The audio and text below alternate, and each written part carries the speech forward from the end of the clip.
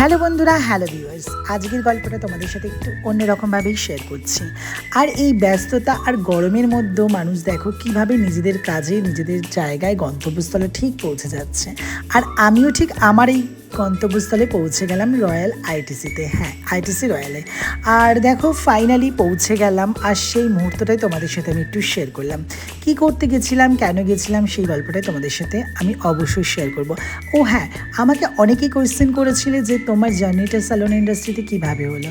সেই গল্পটা আমি তোমাদের সাথে আর একদিন আমি শেয়ার করব। তো আমাদের আজকে ছিল লরিয়ালের একটা সেমিনার ছিল, তো সেখানেই গেছিলাম।